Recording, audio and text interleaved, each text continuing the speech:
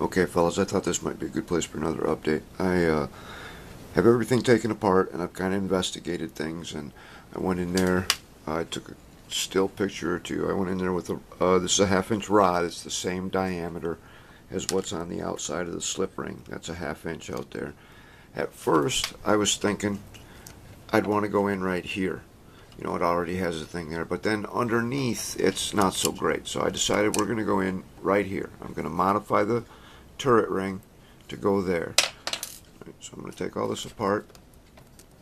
Let me set this down. Okay, I'm going to take this stuff apart, show you how we're going to do this.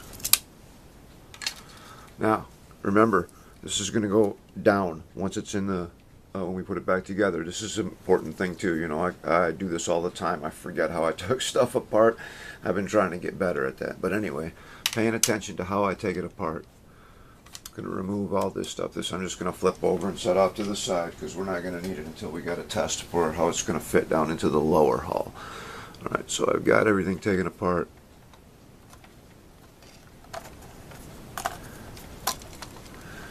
I'm going to do it that way because I can come right here and remove this amount of material. Now, it's hard to see. I'm not sure how well it's going to show up on the video. But there's a lot of room under there. If you look down in here now, that's one of the reasons that I didn't go back here, because then I would have interfered here. I would have had clearance problems there. That's the mechanism that is your gun elevation mechanism. But I've got a lot more room down here. I'm obviously going to have to tidy up wires and stuff to make sure that the airsoft gun will travel up and down nice and all that. Set this back down. But that's why I decided to go there. Once I get it all into place, it's going to run.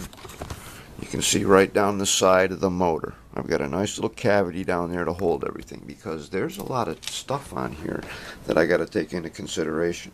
That's why I'm not sure if I should get rid of this extras. You know, it's got that's a 3-pin plug right there, and it's also got the bullet plug. I'd be losing all that stuff if I got rid of the extras. It would definitely streamline it down, but I don't know. Maybe if I cut them and leave an inch there and put some shrink tube on there, that'd be a big job. Or maybe I could get away with electrical tape.